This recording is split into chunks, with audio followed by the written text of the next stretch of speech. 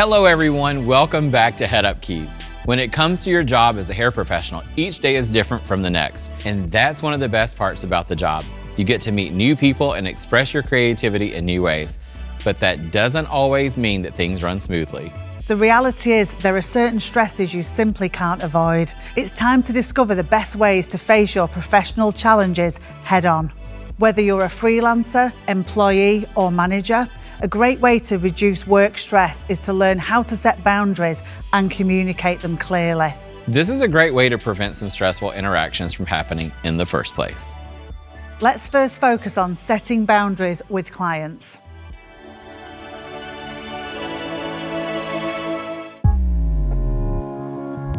Eu acho que quando eu comecei a colocar algumas barreiras, alguns bloqueios no meu dia a dia, me ajudou muito. E a me entender que a minha profissão ela é tão importante quanto qualquer outra.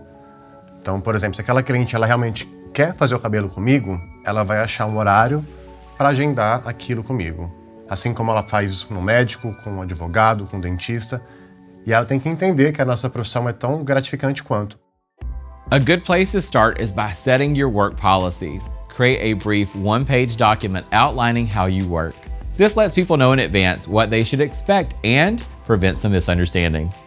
You can send this via email to first-time clients if you have an online booking system. If you're a freelancer, take time to set up your booking systems and business automations. Clearly state your working hours, as well as how and when you want to be contacted. If you're a mobile hairdresser, set yourself up for success. Tell your clients the conditions you need in their house in order for you to do your best work. For example, ask your clients to prepare a clean workspace.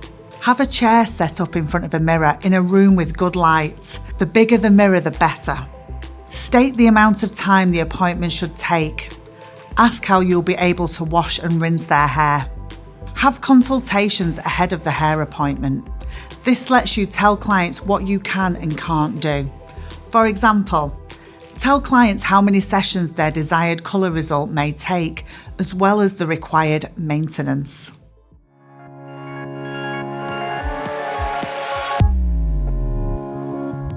Sometimes when you book clients straight in for a consultation without having gone through your policies, your prices, and how you work, when they come in for that consultation, you then may realise in that moment that it's not going to work. 最多也就减15个，到晚上的时候可能你会身心疲惫。 So that then kind of wasted your time and theirs, which is why I try and do quite a lot of that work through email. No matter what type of hair pro you are, be upfront about the price for your services in the beginning. Be clear with cost from the start.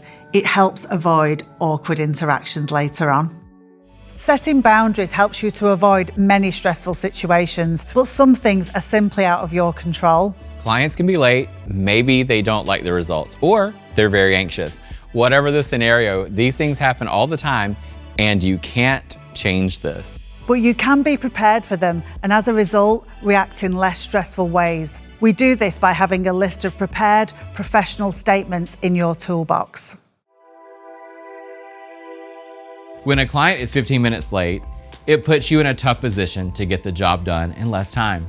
This creates a lot of pressure, but you can avoid this by telling the client what they can expect from the appointment within the remaining time. Unfortunately, you're 20 minutes late, so I won't be able to do a full highlight, but I can do a partial highlight instead. Setting this boundary is a great way to show your professionalism and ultimately gain your client's respect. I have this client that is not happy, and just for that reason I'm stressed because it's my salon and I have a client that is not happy. Because the client knows their face the best. Client knows their comfort zone. Okay, we can only enhance the style, we can only make them look better, but if somebody is not comfortable in their shell, it's okay. Firstly, it's important to make the client feel heard and recognize their feelings. Try not to get defensive yourself. You want to validate that you hear that they're not happy and then ask how they'd like to proceed. For example, yes, I hear what you're saying. I'm sorry you're disappointed. How can I fix this for you? Say versions of these in your own words. With 1 in 5 people struggling with anxiety, it's not unusual to interact with a client who is experiencing it. If you know how to recognize an anxious client, try to validate their feelings. Maybe change your body language and tone to better engage with them. This can help create a more positive experience.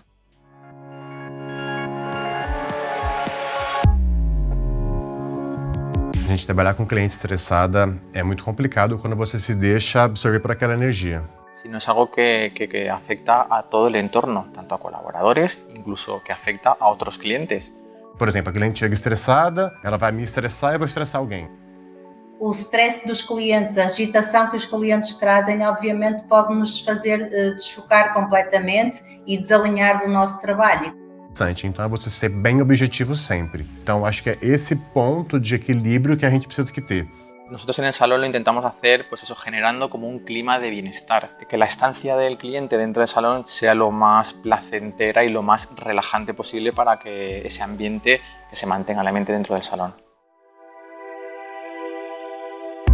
Write down 1 or 2 examples of interactions with your clients that you enjoy most. These are the things that you love about being a hair professional. Now write down 1 or 2 examples of stressful interactions that you have most often with your clients. Next, think of 1 or 2 sentences that you can use when dealing with these situations. Write them down.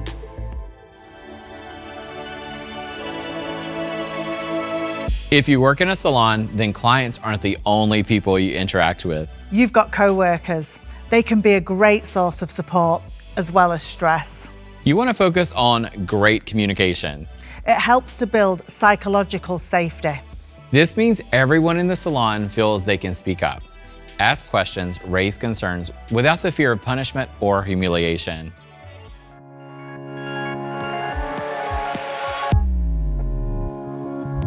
Communication is key. Like if you're having a bad day, you're having a bad day. That is absolutely fine. But maybe communicate that to the people around you. It's very important to share your emotions. Sometimes you're so much into yourself, you don't share things. And when you don't share things, you keep building up. More you open up with people, there'll be people around you to help you when you're stuck with something. No matter what your job is in the salon, you play a part in creating a healthy salon culture. It comes down to personal accountability. This means change starts with you.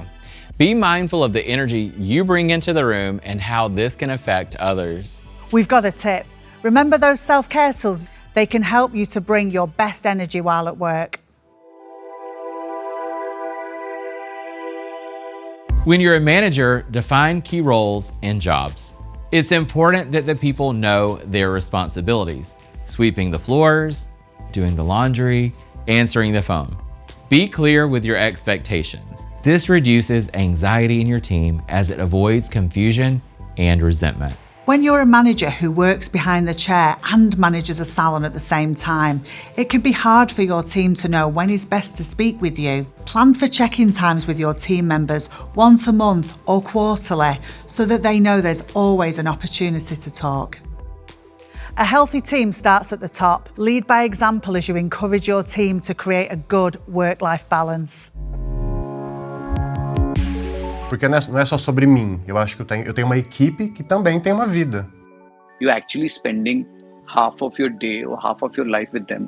Das sind nicht meine Mitarbeiter, das sind die wichtigsten Menschen nach meiner Familie in meinem Leben. Isso deixa-me muito feliz, não trabalhar sozinha, ter sempre pessoas à minha volta. Ultimately, a healthy salon culture depends on everybody playing their parts. We're going to ask you one question. How do you handle constructive feedback? This is for all you hair pros out there, freelance, employee or manager. Go to the episode 3 section of your notebook and follow the instructions. Remember to take your time.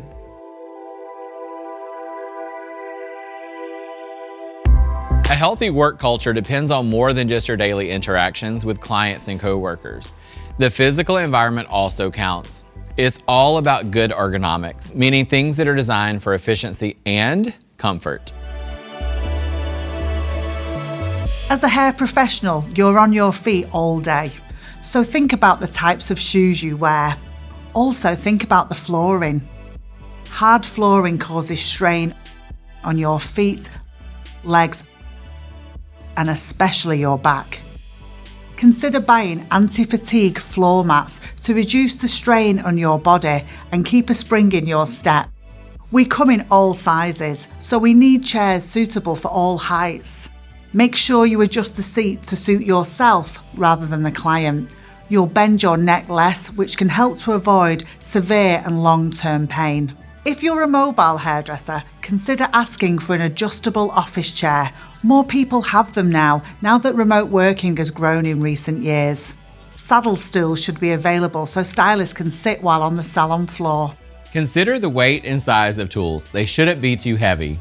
If you're a mobile hairdresser, make sure you use roller bags whenever you can.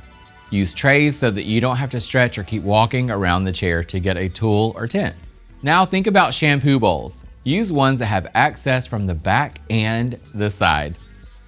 If possible, think of creating quiet zones or private staff areas. A no talking policy helps keep this area even more serene. Whether you work solo or in a team, you have the ability to positively impact your work experience. Start your wellness initiatives in small, manageable steps. Over time, you'll improve your mental and emotional well-being. Thanks for joining us for Head Up Keys. All of us at L'Oréal Professionnel appreciate that you took the time to learn more about mental health in the hair industry. We're proud of your commitment and self-reflection, and you should be proud too, but the journey doesn't end here. We hope that you continue to use the tools you learned to care for yourself and others. Head up together.